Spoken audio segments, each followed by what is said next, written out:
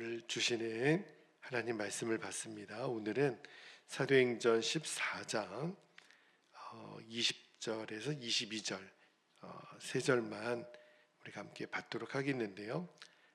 제가 먼저 읽고 또 22절은 여러분 같이 읽으시면 되겠습니다. 20절 제가 먼저 읽겠습니다. 제자들이 둘러섰을 때 바울이 일어나 그 성에 들어갔다가 이튿날 바나바와 함께 더베로 가서 복음을 그 성에서 전하며 많은 사람을 제자로 삼고 루스드라와 이고니온과 안디옥으로 돌아가서 22절 함께요.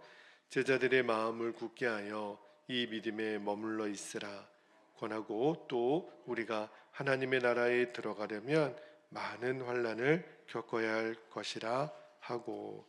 아멘. 하나님 말씀입니다. 오늘 새벽에는 22절 그 중간에 보면 우리가 하나님의 나라에 들어가려면 이렇게 바울이 이제 전도 여행 중에 세웠던 교회들 성도들에게 그 말씀을 전하고 있어요. 우리가 하나님의 나라에 들어가려면 이것이 오늘 설교 제목이 되겠습니다. 자, 이제 여러분 사도 바울과 바나바가 1차 세계 그 전도 여행을 이제 쭉 다니는 이야기를 우리가 좀 읽고 있는데 1차 전도 여행의 마지막 목적지가 오늘 20절 끝부분에 있는 더베라고 하는 장소예요. 더베까지 가서 이제 복음을 전하죠. 그래서 많은 사람들을 제자 삼습니다. 그리고 이제 바울과 바나바가 지금까지 안디옥으로부터 파송하여 쭉 다녔던 그 전도 지역들이 있잖아요. 그 전도 지역들을 이제 역순으로 다시 방문해서 이제 안디옥으로 돌아오면 그러면 이제 바울과 바나바의 1차 전도 여행이 끝이 나는 거예요. 그리고 이제 나중에 15장에 가면 예루살렘 회의를 하고 또 2차 전도 여행을 떠나게 되는데 그때 제가 다시 한번 말씀을 좀 드리도록 할게요. 자, 그런데 오늘 본문은 이제 바울이 더베까지 가서 복음을 전하고 그동안 이제 복음을 전했던 또 세웠던 교회들을 방문하여 이제 예수님을 믿게 된 성도들을 이제 만나잖아요. 그러면서 권면의 말씀을 하기를, 자, 22절 말씀입니다. 22절 말씀에 제가 읽어드릴게요. 제자들의 마음을 굳게 하여 이 믿음에 머물러 있으라 권하고 또 우리가 하나님의 나라에 들어가려면 많은 환난을 겪어야 할 것이라. 이렇게 권면의 말씀을 하는 거예요. 제가 만약에 어떤 선교지에서 교회를 세우고 복음을 전하여 성도들이 이제 생겼는데 이제 또 전도 여행을 마치면서 이제 파송받은 교회로 돌아오면 성도들에게 뭘 어떤 권면의 말씀을 전할까? 저도 한번 생각해 봤어요. 열심히 믿으라, 서로 사랑하라, 이런 말씀을 할 것 같은데 바울이 굉장히 오늘 의미 있는 이야기를 합니다. 여러분들이 하나님의 나라에 들어가려면 이렇게 말을 하는 거예요. 왜 이렇게 말씀하셨을까? 그것은요, 우리들의 신앙생활의 목적지가 이 땅이 아니라는 것을 꼭 기억해 달라는 거예요. 여러분의 신앙의 목적지는 하나님의 나라, 천국입니다. 이 이야기를 하는 거예요. 여러분, 우리 구약 성경의 대표적인 믿음의 인물 가운데 다윗이 있죠. 다윗도 이런 표현을 쓰신 적이 있어요. 역대상 29장 15절 말씀을 한번 볼게요. 역대상 29장 15절에 보면 우리는 우리 조상들과 같이 주님 앞에서 이방 나그네요 거류민이라 밑줄 할게요. 세상에 있는 날이 그림자 같아서 희망이 없나이다. 지금 다윗이 뭐라 그랬냐면 우리가 사는 이 세상은 그림자일 뿐입니다. 이렇게 이야기를 하는 거예요. 여러분, 우리 사람 빛이 있고 물체가 있으면 그 반대편에 그림자가 있죠.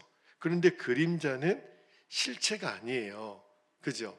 그림자는 어떤 실체가 있다라는 것을 보여주는 거죠. 그러니까 이 세상은요, 천국이라는 실제를 비춰주는 그림자일 뿐이라고 다윗이 이야기를 하잖아요.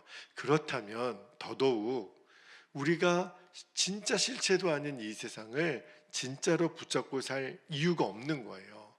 그러니까 이 세상은 결코 우리의 목적이 될 수가 없는 거죠. 왜냐하면 빛이 없고 또 어떤 물체가 없어지면 그림자는 없어지듯이 이 세상의 실체는요, 우리가 결국 나중에 죽거나 예수님이 이 땅에 재림해 오시면 이 세상은 다 사라지기 때문이에요.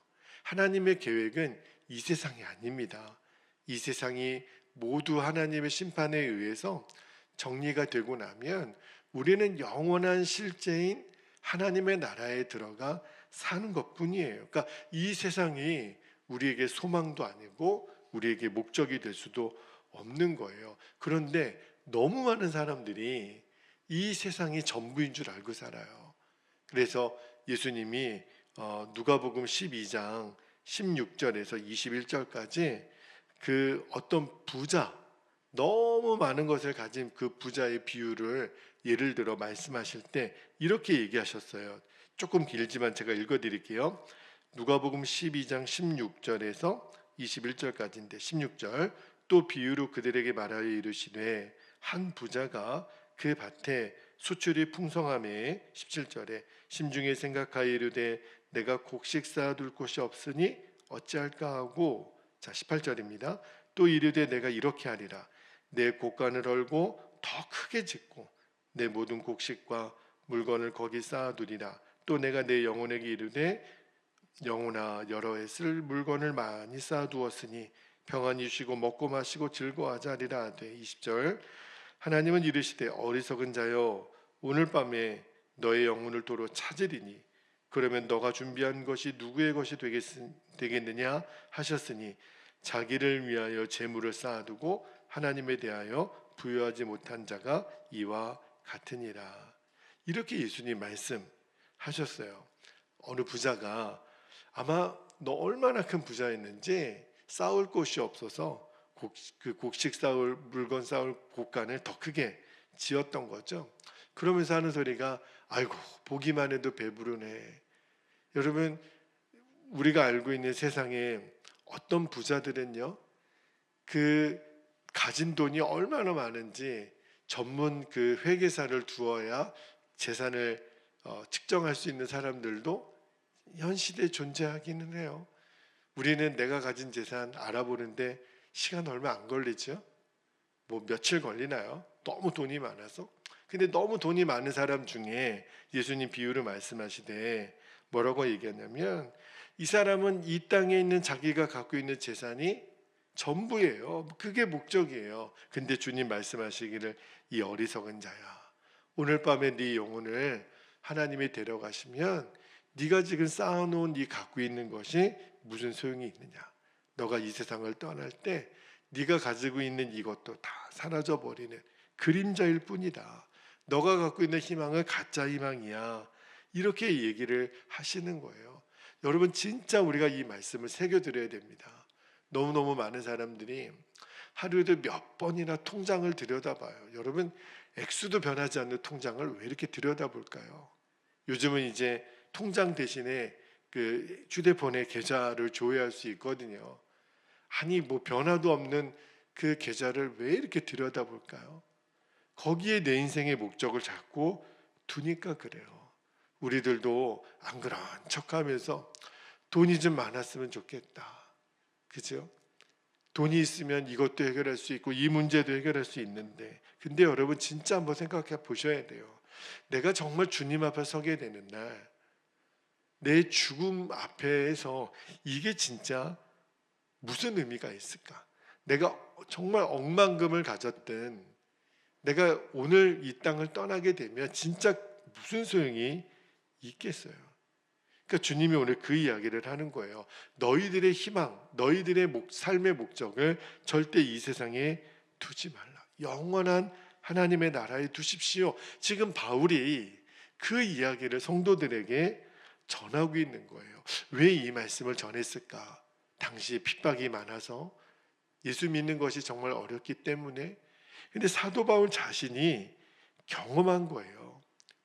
그가 갖고 있었던 경험치 중에 내가 많이 가져보기도 하고 많이 고생도 받아봤지만 이 땅에 사는 거는 다윗이 또 그렇게 고백했던 것처럼 그림자일 뿐입니다. 여러분, 금방 지나가고 맙니다.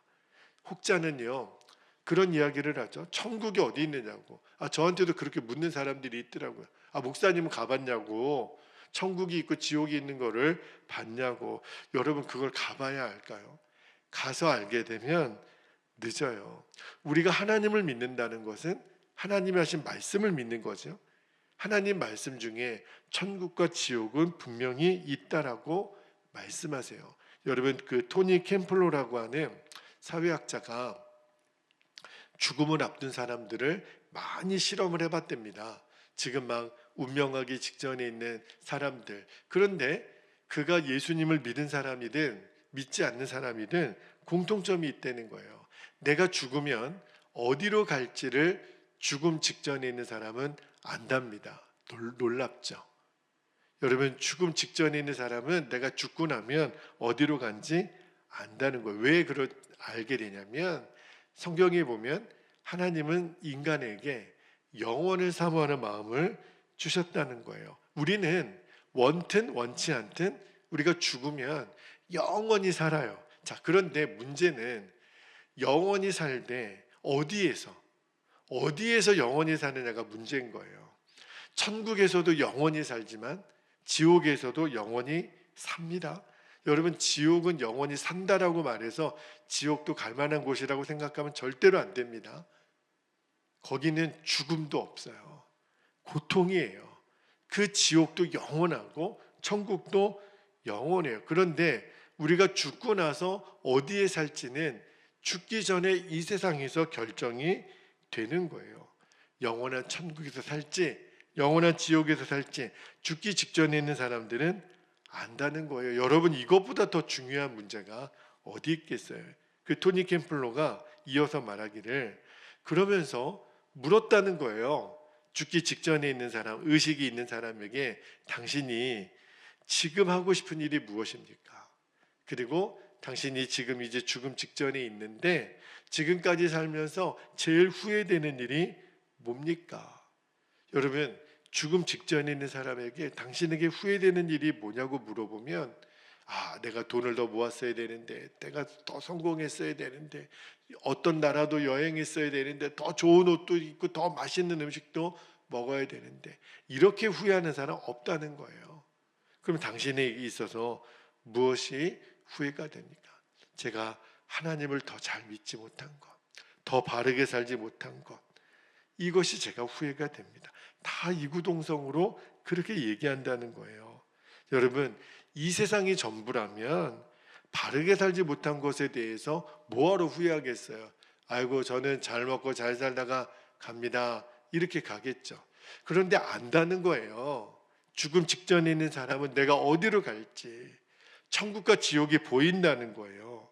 그러니까 육신의 죽음이 마지막이 아니라 죽음 뒤에 영원한 세계가 있다. 지금 바울이 성도들에게 그 이야기를 하는 거예요. 여러분, 이 세상이 전부가 아닙니다. 우리의 죽음 뒤에 영원한 천국이 있어요. 여러분, 우리가 내 인생의 마지막 이 죽음에 대해서 우리가 정확히 알면 영의 눈이 열립니다. 그렇구나. 이 세상은 그림자이고, 여러분, 그림자는 실체가 아니에요. 그림자는 말 그대로 그림자일 뿐이에요. 그래서 우리는 정말 내 죽음 이후의 세계를 지금 준비를 해야 돼요. 근데 예수 믿지 않는 사람들은 죽음 뒤에 그런 게 어디 있어? 죽으면 끝이지. 이 세상이 전부라고 생각하니까 거기에 목을 메고 사는 거예요. 자, 근데 이 이야기가 예수 믿지 않는 사람들은 그렇다고 쳐요. 그럼 예수 믿는 나는 이 세상이 전부가 아닌 것이고 천국이 있다는 것을 정말 믿는가는 거예요. 그러면 내 삶이 해석이 달라지는 거예요. 지금 우리는 건강도 돈도 관계도 내가 원하는 대로 되지 못한 것, 가족들의 문제, 이런 것 때문에 우리가 지금 막 안타깝고 연연하잖아요. 그런데 영원한 하나님의 나라를 진짜 믿는 사람은 지금 내 삶에 대한 해석이 달라집니다. 왜냐하면 이 세상이 나의 목적이 아니에요. 특히 우리 한국 사람들은 집하고 자녀들 문제에 대한 굉장히 강박관념이 있다는 거예요. 내가 집이라도 한 채 있어야 되는데, 내가 자녀들에게 물려줄 뭔가가 좀 있어야 되는데, 그게 나쁜 생각은 아니에요. 여러분, 내가 이 땅에 살면서 집도 있고 자녀들에게 물려줄 재산도 좀 있고 그러면 얼마나 좋겠어요. 그러나 그 생각 또한 우리의 진짜 소망이 되어서는 안 됩니다. 오늘 하루를 살아도 나는 천국을 정말 사모하며 사는 사람인가? 내게 천국은 하나님의 나라는 실제인가? 그래서 예수님이 오죽했으면 천국을 발견한 사람의 비유로 이런 얘기를 하셨어요. 마태복음 13장 44절에 보면 예수님 말씀하시기를 천국은 마치 밭에 감추인 보화와 같으니 사람이 이를 발견한 후 숨겨두고 기뻐하며 돌아가서 자기의 소유를 다 팔아 그 밭을 사느니라. 여러분, 진짜 내가 하나님의 나라를 믿는 사람은요, 목사님 저 요즘 웃을 일 없어요, 기뻐할 일 없어요, 진짜 그럴까요? 아니에요. 오늘 내 인생의 마지막이라도 나는 천국 간다, 천국은 이미 준비되어 있다, 이 사람은 얼마든지 기뻐할 수 있다는 거예요. 그러니까 천국을 발견한 사람의 제일 중요한 특징이 뭐냐면 늘 기쁜 거예요. 아이고 권사님 뭐가 그렇게 기뻐요? 집사님 뭐가 그렇게 기뻐요? 뭐 저기 적금 타셨어요? 보너스 타셨어요?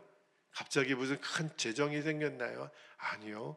목사님 저는 천국이 제게 실제인 것이 너무 기뻐요. 여러분 꼭 그렇게 되시기를 축복합니다. 여러분 그 천국을 발견한 사람은요 진짜 기쁘기 때문에 그 외에 다른 것들이 주는 기쁨하고 비교가 안 되는 거죠. 여러분 제가 재미난 간증을 하나 들었는데 어느 부흥상 목사님이 미국에 집회에 초청을 받아서 이렇게 부흥회를 인도하려고 가셨대요. 그런데 호텔에서 주무시지 않고 그 성도님 한 가정에 홈스테이를 하시면서 아마 굉장히 좀 좋은 집을 갖고 계신가 보죠. 그래서 목사님 방 하나 쓰십시오. 그러고서 이제 부흥회 강사를 그 교회에서 섬겼는데, 근데 한번 그 목사님이 귀한 식사 자리에 초대되어서 이제 가는데 그 이제 집사님 내외랑 같이 가게 됐나 봐요. 그 홈스테이 하시는 그 남편 집사님은 이제 먼저 가서 기다리시고 그 아내 집사님이 목사님을 영접해서 이렇게 가게 돼 있는데 목사님이 이제 밖에서 기다리고 있는데 그 여자 집사님이 아내 집사님이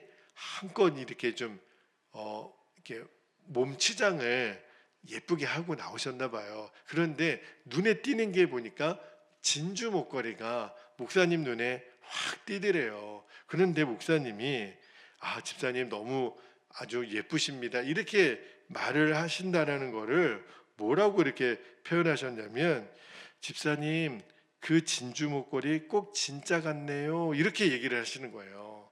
그럼 여러분 한번 생각해 보세요. 아니 진주 목걸이가 참 잘 어울리십니다 이렇게 말을 해야 되는데 꼭 진짜 목걸이 같네요 이러면 목사님이 아차 싶은 거예요. 왜냐하면 자기 눈에 보기에는 그 진주 목걸이가 뭐처럼 보인 거예요? 가짜같이 보였다는 거 아니에요.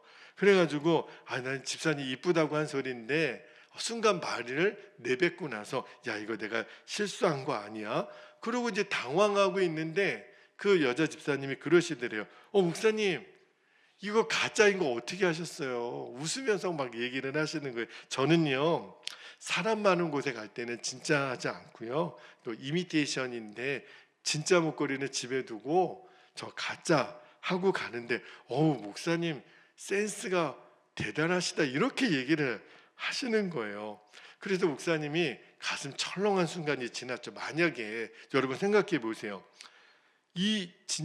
그 집사님이 진짜 집에 진짜 진주 목걸이가 없었다면 이거 엄청 시험 들 거 아니에요. 야 목사님이 날 무시해?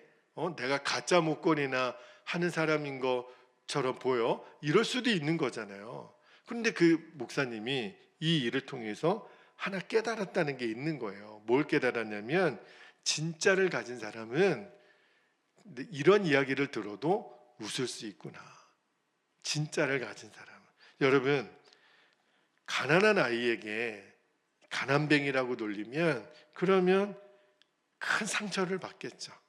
내가 가난한데 나를 거지라고 놀리면. 그런데 어떤 부잣집 아이에게 그 가난뱅이라고 얘기하면 그 부잣집 아이는 그냥 씩 웃고 말아요. 너가 날 몰라서 그렇지 우리 집이 얼마나 부잔데. 여러분, 공부를 많이 하지 않은 사람에게, 가방끈 짧은 사람, 국민학교도 못 나온 사람에게 아이고 무식한 사람 그러면 상처받을 수 있겠죠. 날 무시해? 내가 가방끈 짧다고 무시해? 그런데 내가 직업이 교수예요. 박사예요. 그런 사람 보고 아유 이 가방끈 짧은 사람아, 이 공부도 안 할 것 같은 사람아 이러면 기분 별로 안 나빠요. 날 몰라서 그러는 거니까. 그죠? 여러분, 제가 왜 이야기를 드리냐면 진짜를 가진 사람은 나에 대해서 뭐라고 해도 나는 그게 별로 문제가 되지 않아요. 나는 진짜를 갖고 있으니까. 진짜를 갖고 있는 사람은 여유가 있고 힘이 있고 그게 자랑이 되는 거예요. 아유, 내가 가짜를 꼈다고 그렇게 얘기해도 목사님 괜찮아요. 저 진짜 진주 목걸이 집에 있어요. 여러분, 우리도 진짜 진주 목걸이 있죠. 저 천국이 있잖아요. 누가 나에 대해서 뭐라고 해도 나는 저 영원한 천국을 가진 사람입니다. 얼마나 여유가 있고 얼마나 품위가 있고 얼마나 자신감이 있고 이 모습이 저와 여러분의 것이 되기를 축복합니다. 바울이 지금 그 이야기를 하는 거예요. 여러분, 어느 누구 앞에서도 기죽지 마십시오. 우리는 하나님의 나라에 들어갈 사람들입니다. 지금 전도여행 중에 그리스도인이 된 사람들에게 이 이야기를 전하는 거예요. 제가 오늘 시간이 없어서 월요일날 새벽에는 그러면 진짜 천국을 확신하는 사람은 오늘 제가 어떤 형편에서도 기뻐하는 삶에 대한 말씀을 나눴는데 제가 월요일에는 그러면 천국을 위하는 삶, 환난도 통과하는 믿음에 대한 말씀은 제가 월요일 새벽에 다시 한번 나누도록 하겠습니다. 자, 이제 오늘 주신 말씀을 붙들고 기도할게요. 진주 목걸이만 기억하시면 안 됩니다. 여러분, 우리는 천국을 소유한 자라는 걸 기억하셔야 돼요. 두 가지 기도 제목입니다. 자, 첫 번째 기도 제목은요, 영원한 하나님의 나라에 내가 들어갈 것을 믿기 때문에 이 땅이 나의 목적인 것을 정확히 알라는 거예요. 그림자예요. 이 세상은 그림자구나. 금방 없어지는 안개와 같구나. 그죠? 진짜는 하나님의 나라임을 우리가 분명히 알고 사는 거예요. 두 번째는요, 천국을 소유한 자만이 누리는 기쁨이 있어요. 여유가 있어요. 담대함이 있어요. 누가 나에게 뭐라 그래도 아유 몰라서 그렇죠. 제가 천국을 소유한 사람입니다. 이 기쁨이 언제나 충만해서 어떤 상황에서도 당당하게 하시고 여유가 있게 하시고, 세상 것이 나에게 기쁨이 아니에요. 진짜 기쁨은 내가 천국 백성으로 사는 것입니다. 오늘 이 기쁨이 하루 종일 저와 여러분에게 누려지는 하루가 되시기를 축복합니다. 자, 이제 두 가지 기도 제목을 붙잡고 우리 주님의 이름을 간절히 부르신 후에 오늘 간절히 우리가 기도하도록 하겠습니다. 기도합니다. 주여